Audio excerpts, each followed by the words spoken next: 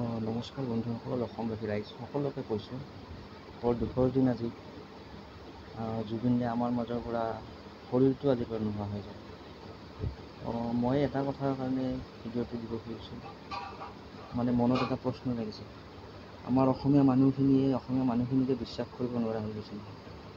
অসমবাসীয়ে বাৰু অসমবাসীক বিশ্বাসত নলয় নেকি? চাওকচোন, আজি বিশ্বাস নোহোৱাৰ বাবেই আমি অসমবাসীয়ে অসমৰ মানুহক সন্দেহ কৰোঁ। জুবিন দাৰ দেহটো কিমানবাৰ পষ্টমৰ্টেম কৰিবলগীয়া হৈছে, ওৰ পৰা তলৈকে টানি আজি পিন্ধিব লগা হৈছে। জীয়াই থাকোঁতে এইটো কষ্টতে মৰিলে মৃত্যুত, আৰু এতিয়া মৃত্যুৰ পিছতো চাওকচোন অকণ বেয়া লাগিল। যদি আমাৰ মাজত এইখিনি বিশ্বাস থাকিলহেঁতেন, আজি জুবিনৰ মৃতদেহ এনেকৈ মানে ওৰ পৰা তলৈকে নি দুবাৰ তিনিবাৰ পষ্টমৰ্টেম কৰিব লগা অৱস্থা এটাৰ সৃষ্টি নহ'লহেঁতেন। গতিকে আমি আমাক ওপৰত বিশ্বাস ৰখাটো দৰকাৰ। মোৰ সেইটো প্ৰশ্ন হৈছে, দোষী শাস্তি পোৱাটো আমিও বিচাৰোঁ, দোষী শাস্তি পাওক, কিন্তু এই যে সন্দেহটো আমাৰ মাজতে আমাক নিজক কৰিবলগীয়া হৈছে, এই কথাটো মানে খুব দুখ।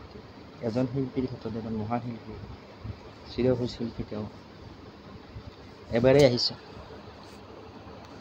গতিকে তেওঁৰ মূল্যটো তাৰমানে ঠিক দিয়া নহ'ল যেন লাগিল শেষৰ ফালে অন্তত। আৰু অসমৰ শিল্পীবোৰৰ ক্ষেত্ৰত এনেকুৱাই হয়। আমাৰ গায়কখিনিৰ ক্ষেত্ৰত, যিখিনি ভাল গায়ক, তেওঁলোকৰ ক্ষেত্ৰত এনেকুৱাই হয় নেকি চাগে। ভূপেন হাজৰিকাৰ ক্ষেত্ৰত আমি দেখিছোঁ। গতিকে এনেকুৱা ধৰণৰ কথা, বৰ বেয়া লাগিছে। আৱেগ জড়িত হৈ আছেতো আমাৰ তেওঁৰ কণ্ঠৰ লগত, তেওঁৰ ভাষাৰ লগত। অকণমান মই সৰুকৈ গান এটা গুণগুণাই দিব পাৰোঁ, তেওঁ সুঁৱৰি পেলাই। মই নথকাৰ অনুভৱ যিদিনা হ'ব তোমাৰ, সিদিনা অশ্ৰু নিভৰিব নোকোৱা।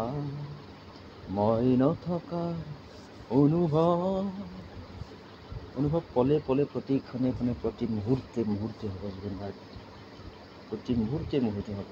আমি তোমাক পাহৰিব নোৱাৰোঁ, আমাৰ জীৱনকালত আমি অন্তত নোৱাৰোঁ। প্ৰিয় শিল্পী বহুত আছে, তেওঁলোকক আমি দেখা নাই, লগ পোৱা নাই, স্বচক্ষে দেখা নাই। দুজন পাইছোঁ, ভূপেন হাজৰিকাক পাইছোঁ আৰু জুবিন গাৰ্গক পাইছোঁ আমাৰ জীৱনকালত। দুজনক আমি হেৰুৱালোঁ। এটাই অনুৰোধ, জুবিন, যদি সম্ভৱ আকৌ ঘূৰি আহিব লাগিব।